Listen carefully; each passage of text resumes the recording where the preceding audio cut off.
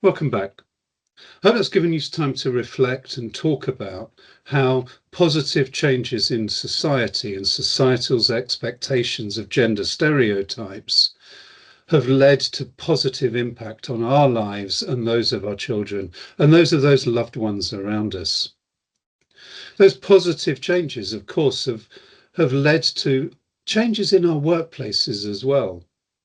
We no longer work exclusively with people that maybe look like us and have got our backgrounds.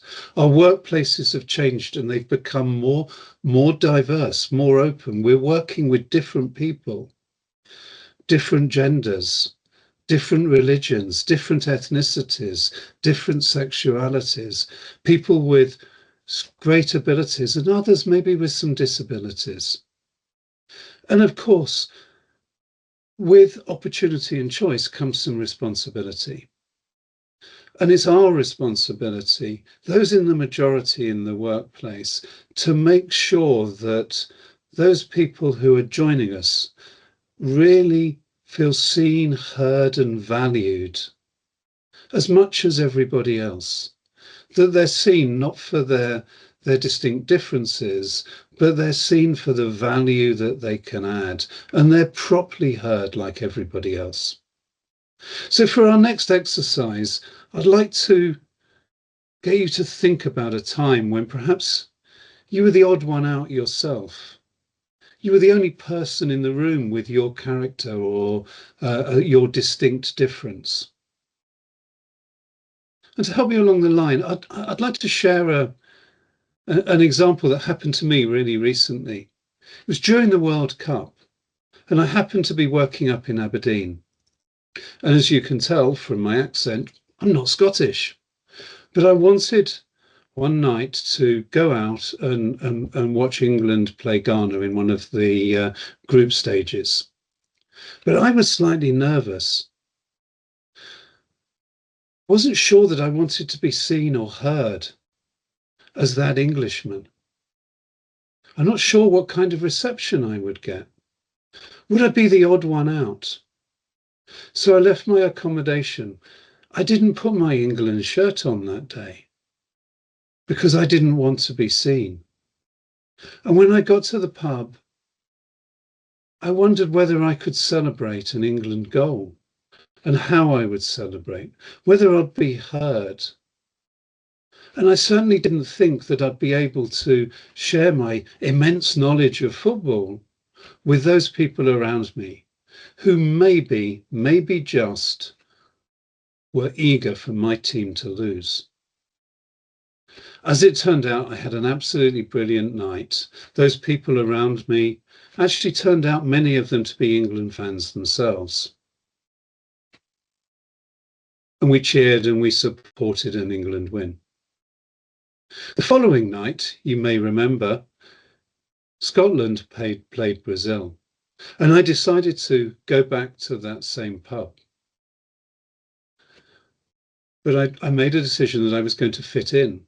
I recognised it wouldn't be full of England supporters. After all, we were up in Aberdeen. So I went into the pub. I sung Flower of Scotland, the Proclaimers song with all of those wonderful people around me. I pretended to be different. I pretended to be a Scotland fan. I enjoyed being a Scotland fan, I have to say. Unfortunately, they didn't win, as we all know. And I went to the bar and I ordered a pint. And the barman turned around and said, "Oh, you're not from around here, are you, laddie?" Oh, I've been found out. Anyway,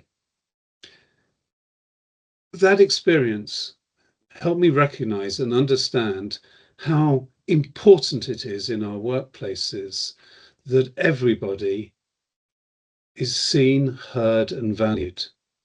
They're seen not for their diversity characteristics, but they're seen for their skills, their expertise, what they can deliver, their knowledge. And they're given the opportunity to be heard, for their ideas to be considered, for their innovations, for their problems, for their challenges. so that we really get to know them as colleagues. Because as soon as we see and hear people, we start to value them.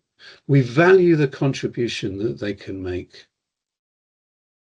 And it makes our workplaces better for them, but also for us.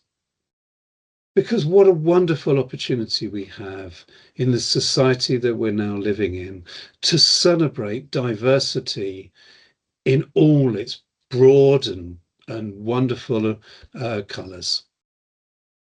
So I want to say thank you. Thank you all for listening to me. And I hope you found some of the things I've covered useful to help you feel more connected with diversity and inclusion and how to be an ally to those around you. But now it's over to you. Take time with your team in the next part of this session to think about a time when you felt like the odd one out. And how did that make you feel? And how did it make you act? For example, did you feel confident speaking up? Were you able to make your voice heard? Or did you keep it quiet? Were you truly seen, heard, and valued in that instance? It's been a pleasure. Thank you very much. I look forward to finding out how you've all got on, and maybe and hopefully see you again one day. Thank you very much.